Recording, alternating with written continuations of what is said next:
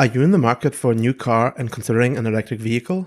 Or are you just wondering what all the fuss is about? We will tell you on this episode of Happily Unmarried. Hi, my name is Danielle. And my name is Danielle. You are listening to the Happily Unmarried podcast, a podcast about adulting and living your best life. In this episode, we will try to understand what all the electric vehicle talk is about, if an EV is a good fit for you, and explain why we are buying one as our next car.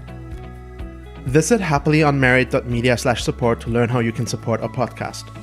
So we recently brought your Kia Soul into the garage for a smoke check, and they had to do a bunch of repairs, it turned out. And the total cost of those repairs would have exceeded the remaining value of the car, correct? Correct. So economically, it really doesn't make a lot of sense to make the repairs. Yeah. And we also already knew that we have two 5-seat cars, and we knew that those most likely wouldn't provide enough space for 3 adults and 2 children with child seats. And that is a situation that we will face starting later this summer when our au pair starts. So eventually, we would need to buy a larger car anyway. Right. So after some discussion, we decided that we would not invest that money into my existing car, but instead start looking for a new car. Right. So now one of the questions that we knew we had to answer was, should we buy an electric vehicle, for short EV, or a regular gas car, also known as internal combustion engine or ICE car for short? I mean, you are somewhat of an EV fanboy, specifically when it comes to Tesla. I mean, you already drive a Model 3. Yes, I do. So I, on the other hand, was a little skeptical. I'd heard a lot of things about EVs that made me doubt whether this would be a good choice for us and our family. When Right. it was just you and your car, that's one thing. But now we're talking about a car for all of us. Right. So let's talk about those. Can you share some examples? Sure. So, we discussed this a lot. And, one of the first things that I think was a bit concerning for me was just how long it takes to charge an electronic vehicle. I didn't want to, spend a ton of, or waste a ton of time, I should say, charging a vehicle when I could be out running errands, doing things that I need to be doing specifically on the weekend. Right. Let me address this. When we're talking about charging EVs, there's 3 different levels of chargers. There's level 1 chargers, which is basically just plugging in your car into a normal outlet, normal socket. Then there's level 2 chargers, which is basically equivalent to a washer-dryer outlet. So it's 240 volts. And there's level 3 chargers. You've maybe heard of Tesla superchargers, right? And it's true that on a level 1 or level 2 charger, it'll take a very long time to charge your car. On level 1 charger, it can literally take an entire day to get any significant amount of range. On level 2 charger, it'll be 6 hours maybe, something like that, a night to fully charge your car. And most people, when they buy an electric vehicle, a level 2 charger is what they will have at home. So you get an electrician to install an outlet for your car in your garage or on your driveway. So basically, charging a car on a level 2 charger takes quite a while. So there's this misconception that you drive your car until it runs out of battery, right? And then you, instead of going to the gas station, like with an ICE car, you then have to seek out the charging station or plug it in at home or whatever. Right. So you mentioned getting a charger installed in the house. So, after discussion and understanding that we would have a way to charge the vehicle at home, I was able to understand that rather than driving it and then charging it up, we could essentially charge it like you would charge your phone every night. Right, pull it into the driveway or into the garage, plug it in, go into the house, go about your business. In the morning, the car is charged. Yes. So you will never have a car that runs out of battery, basically. With an ICE car, you have to do that, weekly trip to the gas station to fill up your tank. With an electric car, you will have to never go back to a gas station again. So once we tackled the issue of charging at home, my next question was, what about when we go on trips? I understand that we can charge our car, but, how many electric chargers are there really available, throughout the country if we were to, say, go on a road trip? Mm-hmm. So when you go on a road trip and your car with a full battery has, depending on the car, it's maybe 200, 250, 300 mile range, right? And as you approach that limit, your battery runs out and you will have to charge if your destination is further than that. And so there are level 3 chargers throughout the country. And most prominently, there's the Tesla supercharger network. That network alone, they have 1,500 supercharger locations, and there's more than 12,000 charging spots on all those stations. So they're readily available along all major highways and traffic routes, as well as in urban areas. Right. And then we actually got the chance to try one. Right. We got the chance to try one. And I think the interesting tidbit here is I have my car since approximately 9 months. And I only had to use a supercharger and wait a couple of minutes, 20 minutes for my car to charge a single time. And I was more for trying it out. Right. We just decided to stop and get a coffee. Yeah. So we figured let's see how this goes. So the reality is that for most, especially for commuters and people that use their car locally, that don't have to do a lot of road trips, you will probably never, ever have to go and charge your car anywhere else than at home when you get home in the evening. Yeah, and I have to say that I was pretty impressed with how easy it was to charge it when we were on the road, and that it was conveniently located, near Starbucks, and we were able to, kill some time while the car charged. I think another, misconception or misinformation I've received was just around the performance of electronic vehicles and comparing it to, say a golf cart. Right. So actually, EVs perform very well compared to most ICE cars. Primarily, this is because the way their engine, the electric motor, is able to transfer torque onto the wheels. So with a normal gas car, the gas car needs to spin up the engine to a certain RPM before you can really feel that power. And that's not true for an electric vehicle, that it gets all the torque immediately. So you have instant torque. So when you put down the metal in an electric vehicle, like you get thrown back in your car and you can immediately feel all that acceleration kicking in. There's a lot of videos on the internet of people sitting in Teslas. They refer to it as the Tesla smile, right? When the person puts down their accelerator and it's not a gas pedal. Yes, I refer to it as a gas pedal all the time. People just, you suddenly see a smile pop up in their face, and you can see how unexpected the acceleration is. So just to give a couple of cornerstone numbers, for example, the Model 3 long range. And that's what you have? Yes, okay. That's a car that I drive. It has a 0 to 60 time of 4.4 seconds and horsepower of 367. If you want to look at the performance spectrum, there's a performance Model 3 that has a 0 to 60 time of 3.2 seconds and horsepower of 473. And that 0 to 60 time is quite significant. And then you can get the performance Model S. And that's basically at the moment the best performing Tesla that you can buy. And that has a 0 to 60 time of 2.4 seconds. And the total horsepower of 762. Clearly, Teslas perform well, but what about other electronic vehicles? One other data point, for an example, the Chevy Bolt has a 0 to 60 time of 6.5 seconds and has 200 horsepower. So that's more comparable to maybe a Toyota Camry or something like that. Sure. And I mean, again, this was kind of a misinformation, or this was a misconception for me before myself driving an electric vehicle. I mean, my current little Kia is the little engine that baby can barely get up a hill. So putting the pedal to the metal in your Model 3 was definitely, it's a fun car to drive. Yeah. So then one other thing too that kind of relates to, having to charge while on road trips was, how many times am I going to have to charge it? I remember hearing something a while back, you could only go 50 miles in an electric car before you had to pull over and charge it. So a lot of the plug-in hybrids, the battery they have a battery only range of like 50, 80, 100 miles, something like that. But if we're talking about battery electric vehicles, the modern cars today, they start at a range of 200 miles or more. So Teslas outperform most other electric vehicles in range as well, but even non-Teslas can easily achieve 200 miles or more. So my Model 3 long range has a range of 310 miles. The long-range Model S has a range of 370 miles. So realistically, what you're saying is we could get from San Francisco to LA and only have to charge our car once. That's correct. So for the vast majority of people, the range that electric vehicles provide these days is more than enough to cover their daily driving. Most people don't have 100 miles commute one way.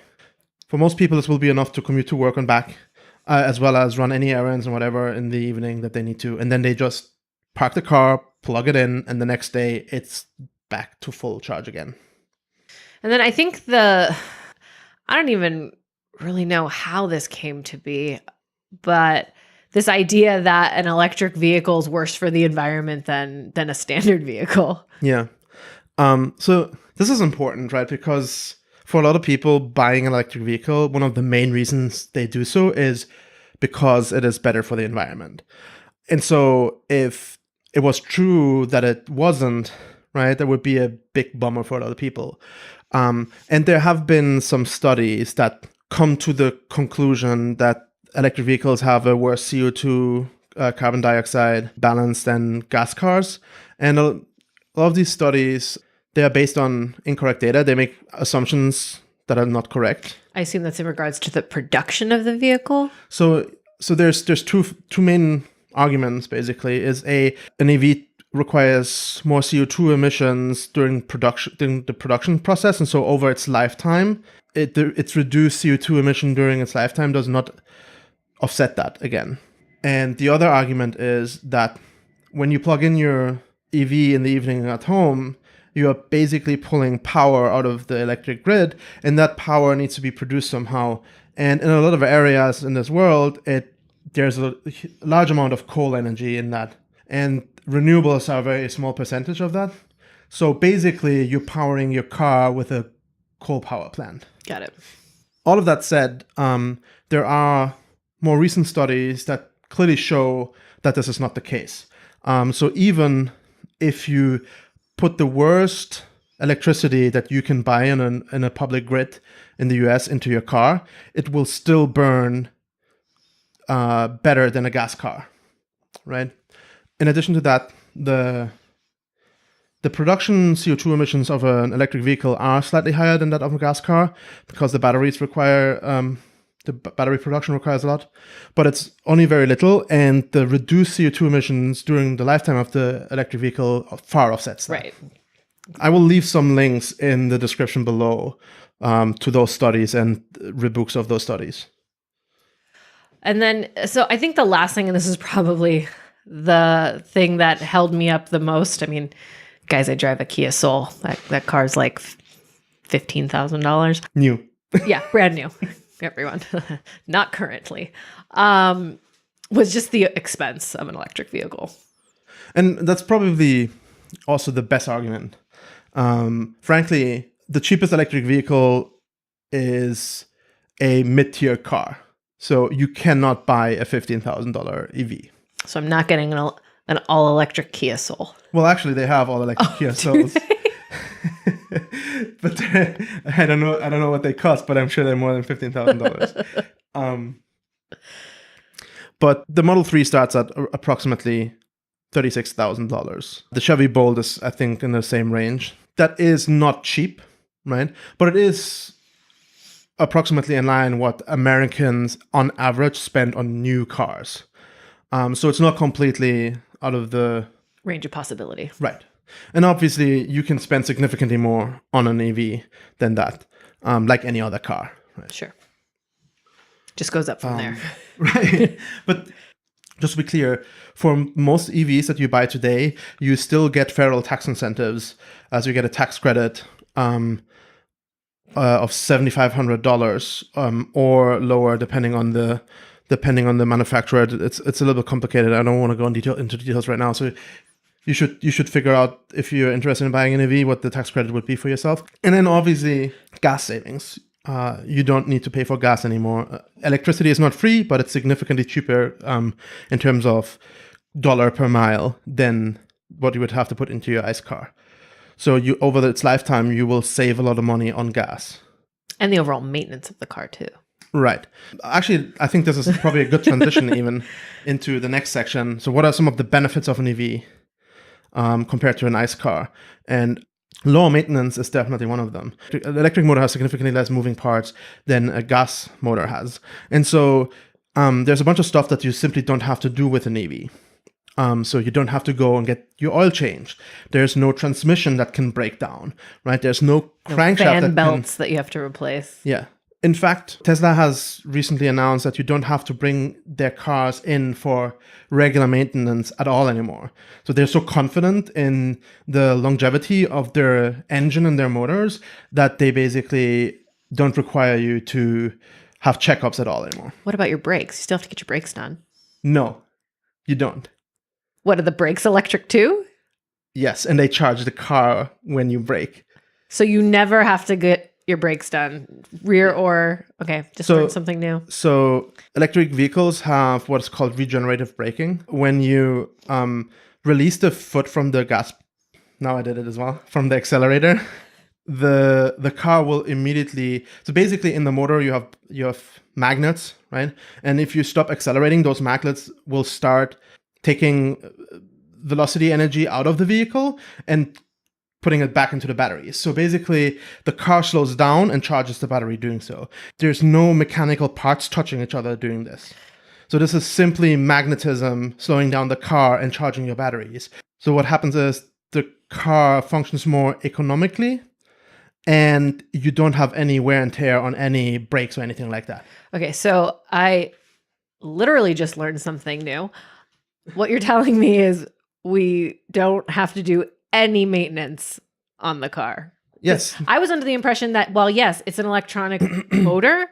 There were still other parts on the vehicle that would have to get serviced. I never fully, I understood what regenerative braking was, or in that it charged the vehicle, but I didn't understand how it did it. And I didn't realize that it wasn't like an actual brake, which, as you explain it, makes sense now. So briefly talked about that there's no transmission in the car that needs to get serviced. Another benefit of this is that there's no transmission tunnel in the car either. So that it's in most ICE cars, you have that where the center console sits and where the middle seat in the back row is. You have that like weird kind of hump, right? And makes it really uncomfortable to sit in the center seat. With electric vehicles, you generally don't have that because there is no transmission.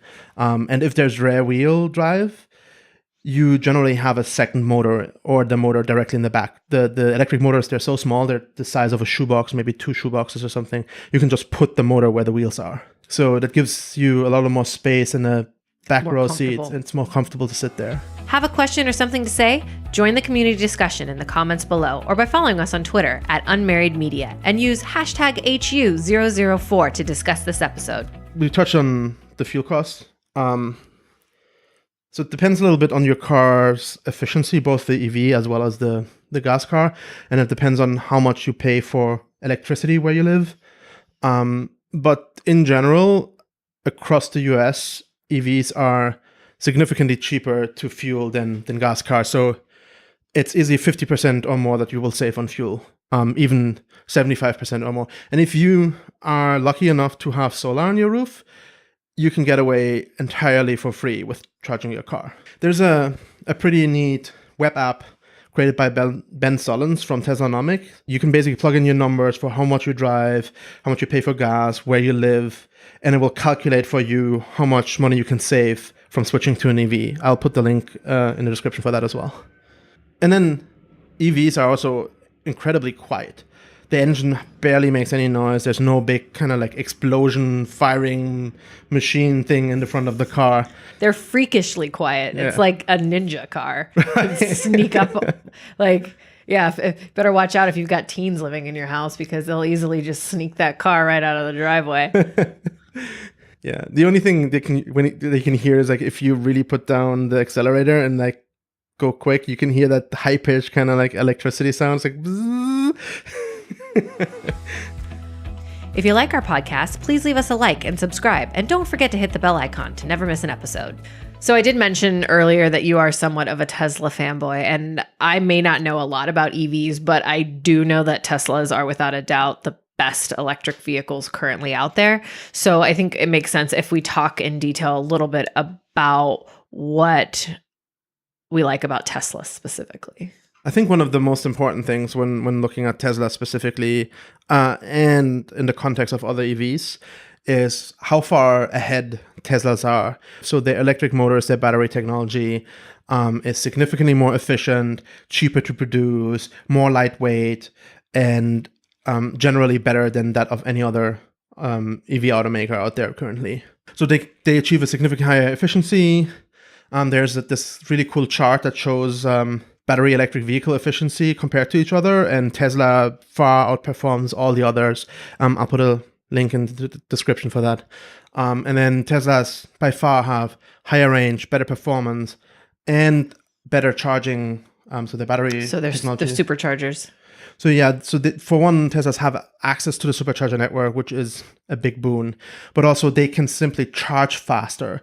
One other amazing thing about Teslas, and this is true compared to any other automaker out there, not just other EV automakers, is the fact that they get over-the-air updates. What does that mean? Tesla develops and improves the software that runs in the car. So you may have seen like a Model 3 has this big center display. In fact, it doesn't have any dashboard. All your controls, all the your current speed, your indicator information, whatnot, all of that information is in that center console. And so the car runs software. It runs the infotainment system software, but it also runs the Autopilot software. And since the entire motor is entirely electric, it's basically just a big piece of software as well. It's a computer on wheels. Right. The entire car is basically a computer on wheels. But the amazing thing about this is now that Tesla can actually update the car and each of those components that includes the software for the motor, the software for the Autopilot, as well as the infotainment software over the air. So you will wake up one morning and the car will say, hey, there's an update. You want to install it? And you do it from your phone. And you do it from your phone, yeah. Yeah. So you hit a yes button and then the car installs your update. And then you go to your car and it has new software. So it's not going to do what Windows does, though. And in the middle of driving your car, it's going to say, time for a Windows update. And then you say, no, Tesla, I don't want an update. And then it says, sorry, we're going to update anyway. And then turn off your car. Please pull over. It's not going to do that. No, it's not going to do that. Got it. But so that's the thing, right? When you hear software update where you think, oh yeah, cool, I'll get a new button here in my infotainment system or something, right? But what it can also do is, again, update the software for the Autopilot or update the software for the motor. So I have recently, in a software update to the car, gotten a 5% performance improvement of the car. So my car now is 5% quicker than it was before, right? Which is mind-blowing. And that's to actually get added value to your vehicle after you've purchased it. Yes. Is pretty much unheard of and non-existent when you're talking about it. So it. Tesla is the only automaker that currently has the ability to do over-the-air software to the car. Every other automaker, if they want to do any software update, you have to bring it into the garage. Oh, I didn't know that. So another great point for Teslas is all three of their mainstream cars, the S, the X, and the Model 3, been rated the safest cars ever. So they all got a lowest probability of injury in the NHTSA crash tests, outperforming every other car. So the top 3 cars on that list are all Teslas. Safest vehicles out there. Right? Yeah, they all have 5-star crash test ratings. And because of a lot of their safety features, both in terms of structural, so not having a motor in the front of the car. So basically, if you crash another car into a wall, there's a big chunk of metal that will like penetrate into the driver cabin and do a lot of damage, right? No such thing with a Tesla. It just crunches. Right, it just crunches. And then the battery pack that is in the floor is in a very solid, rigid case. So it actually absorbs a lot of the impact as well. Then it has a lot of software features, right? It has automatic emergency braking and stuff like that increase safety significantly as well. I'll put a link to some of this data in the description as well, so you can check that out. In terms of safety features, I briefly mentioned the battery pack. The battery pack is really heavy. So in fact, electric vehicles in general are significantly heavier than ICE cars because of all the batteries. And you would assume that this makes the car very sluggish and slow and kind of like not very nice to drive. But the reality is that because the battery pack is in the floor, it actually has a very, very low center of gravity. And a low center of gravity will actually give the car a much better handling. It will give it really nice cornering performance. So you can fly around corners with a Tesla, no problem.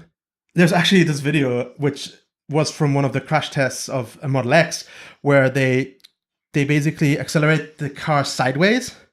And a lot of SUVs have this problem that when they turn onto two wheels, they tip over.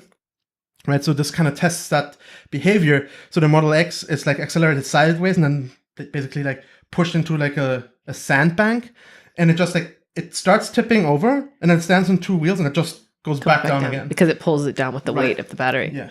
Another great thing about Teslas, and I think this is probably the most out there sci-fi, but also kind of like most amazing thing, is their autopilot system. So every Tesla that you buy today comes with the autopilot by default. So autopilot basically is a advanced lane keeping assist as well as adaptive cruise control system with navigate on autopilot, which is part of the full self-driving package. It can also do other things. For example, it can automatically overtake traffic on the highway if the other traffic is slower. It can that means change lanes for my fellow Americans. Yes.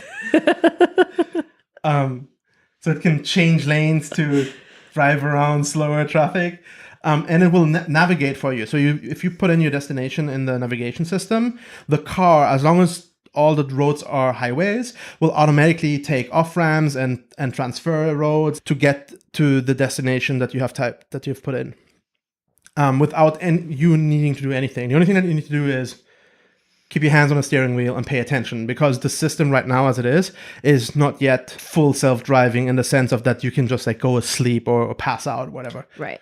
I think that we hear a lot of misinformation too about electronic vehicles, specifically Teslas and autopilots, and kind of people thinking that that's something that they can do, like sleep and eat and watch TV while they're driving. But to ensure that you are driving safely, you do need to keep your hands on the steering wheel, and you need to be alert and aware of.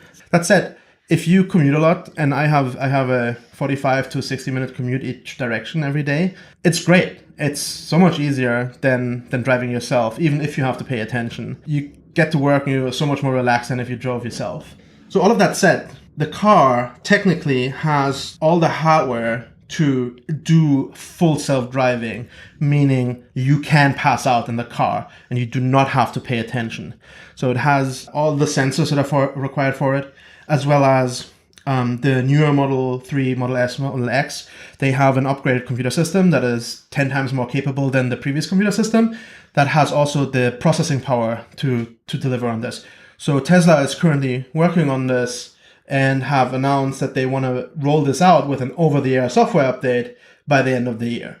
There are obviously still legal limitations, and Tesla is notoriously known for missing its own deadline, so maybe it'll be next year instead of this year. Under-delivering, over-promising. Exactly. But this is going to come, and it'll be game-changing and mind-blowing. This will allow you to do incredible things. For example, we have this problem where you need to take your car to the train station every day, and then you park it there, and it sits there for the entire day, costing you money because you have to pay for that parking. Mm-hmm. Right? And then you get home in the evening to drive it back home. So you drive it like for 2 miles a day or 3 miles, but the car is being used the entire day. Switch in full self-driving. You get into your car, and if you fancy, you can drive it yourself to the train station, right? But instead of parking it, you just drive up at the train station, you get out, and the car then drives back home by itself. Now that leaves the house a little bit later, can take the car to work. Basically what it does, it improves the utilization of the cars that you have. Right. A lot of families have 2 or 3 cars these days, right? With something like this, you can probably get away with only 1 or maybe 2 cars for most families. So we talked about all these benefits of the EVs and Teslas in general, but driving the Tesla, the one thing that it will do for the rest of your life, and this is the one thing that nobody will ever be able to give back to you again. And this is what you struggled with the most, I think, when we talked about needing to buy a new car. Right. is it will completely spoil the driving experience of any other car than an EV for you. If you've driven an EV for a couple of weeks and you get back into a gas car, you're like, what is this shit? Right. Join us next time and we'll discuss au pairs and the value that they can add to your family. To not miss that or any other episode, make sure to subscribe and hit the bell icon. In the end, we decided, based off all this information and the discussions that we had, that we were going to go ahead and look to purchase an electric vehicle. However, we were then confronted with the fact that we want a very specific configuration of being able to fit 3 adults and 2 children in a car. And so we looked at the options in the EV market for crossover SUVs with 6 seats or more. And it turned out that all the crossover SUVs that are on the market or coming to the market soon, in the EV market that is, none of them have 6 seats or more, with one notable exception, which is the Tesla Model X. Right. That's why we decided to move forward and buy a Model X. Yeah, but before you go and put in your order for your EV, there are a couple things that you should consider. Yeah, so we talked about a bunch of the preconceptions, and they generally don't stand up to scrutiny, but there are a couple of things that differentiate EVs from normal gas cars, and if you've never bought an EV before, you may not know what you should be looking for and what you should keep in mind. So we want to kind of briefly go over some of those things so that you do not get blindsided by any of them. So one of the first things that you'll want to consider when you're shopping around for an electric vehicle is just the overall range. So 200 miles or more should be enough. If you feel that 200 miles or more is not enough, then you'll want to go with a longer range option. So, for example, that the Model S long range would cover that. The other thing would be your ability to charge your car at home. You'll want to install some kind of charger, whether that's in the driveway or in your garage. I think this one is the important one. If you do not have the ability to charge your car at home, owning an EV becomes significantly more cumbersome. So if you do not have a garage or a driveway, and maybe you have a shared parking spot or something, maybe you're living in an apartment, you can always try to get your landlord to convince them to install EV charging. But if you do not have the ability at all to charge at home, some people have the ability to charge at work. So if you don't have a convenient place to charge daily, the EV option may not be the right choice. Right. But if you do have a place to install a charging unit, then an electrician can come and easily install a 240 volt outlet or a wall charger for a couple $100. Another aspect that you want to consider is if your EV supports DC fast charging. So that's the level 3 charging that we talked about briefly earlier.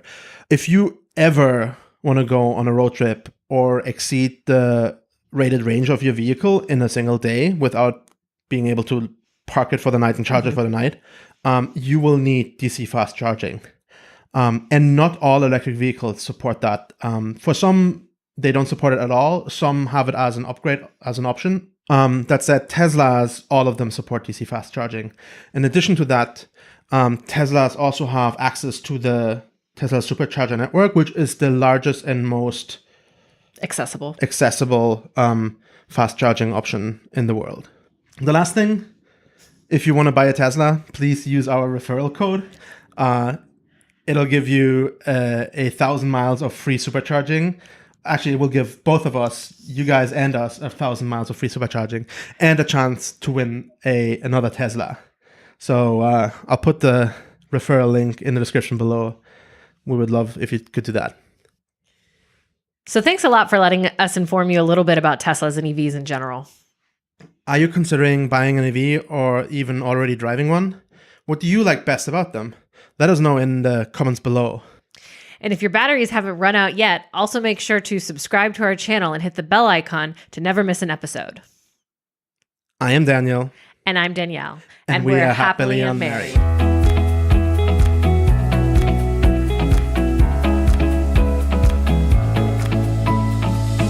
Anything else?